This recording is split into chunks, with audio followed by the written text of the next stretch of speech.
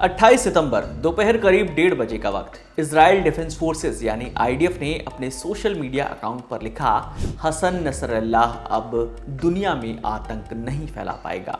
Hassan Nasrallah Hezbollah का chief था। 27 सितंबर की रात से ही खबरें चल रही थीं कि इजराइल अटैक में नसरल्लाह मारा गया।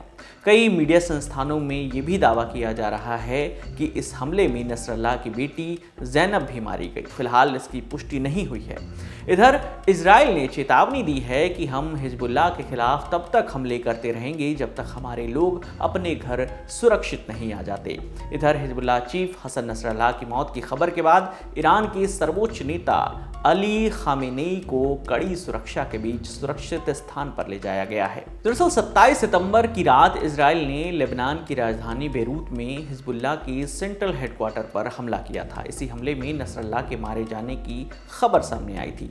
ये वीडियो रिकॉर्ड किए जाने तक हिजबुल्लाह की तरफ से नसरल्लाह की मौत पर कोई बयान नहीं आया, लेकिन आईडीएफ के प्रवक्ता डेनियल हगारी ने एक बयान में कहा कि हमने आतंकवादी संगठन हिजबुल्लाह के नेता हसन नसरल्लाह और दक्षिणी मोर्चे के कमांडर अली कराकी समेत दूसरे कमांडरों को मार गिराया है। इजरायली इंटेलिजेंस एजेंसियों से मिली खुफिया जानकारी के बाद हमारी एयरफोर्स के लड़ाकू विमानों ने आतंकवादी संगठन हिजबुल्लाह के सेंट्रल हेडक्वार्टर पर टारगेट अटैक किया, जो बेरूत के दहिया क्षेत्र के एक रेजिडेंशियल बिल्डिंग के बेसमेंट में बना था। पिछले कुछ महीनों में इजराइल ने हिजबुल्लाह के लगभग सभी बड़े लीडर्स को मार गिराया है। नसरल्लाह के अलावा मरने वालों में हिजबुल्लाह का senior commander Fuad Shukr, Hezbollah operation chief Ibrahim Aqil, Lebanon chief commander Ali Karaki के नाम भी इसमें शामिल हैं।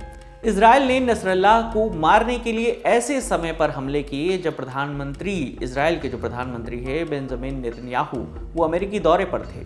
हमले से कुछ देर पहले नेतन्याहू ने अमेरिका में कहा था कि बहुत हो गया, इजराइल लगभग 1 साल से इस असहनीय स्थिति को सहन कर रहा है। इजरायली मीडिया संस्थान दी जेरूसलम पोस्ट में छपे एक आर्टिकल में लिखा गया कि नसरल्लाह ने न सिर्फ इजराइल में बल्कि दुनिया के दूसरे देशों में भी आतंक फैलाने का काम किया था।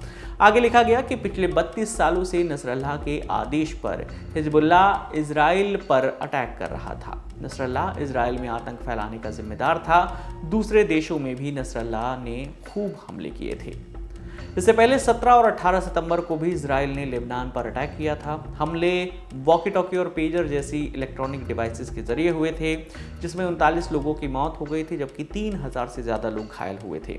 बदला लेने के लिए 22 सितंबर को हिजबुल्लाह ने उत्तरी इजराइल में 200 से ज़्यादा रॉकेट और ड्रोन अटैक किए, जिसके जवाब में 23 सितंबर को इजराइल डिफेंस फोर्स यानी आईडीएफ ने हिजबुल्लाह के ठिकानों पर अटैक किया, जिसमें करीब 492 लोगों की मौत हो गई और 1600 से ज़्यादा लोग घायल हुए।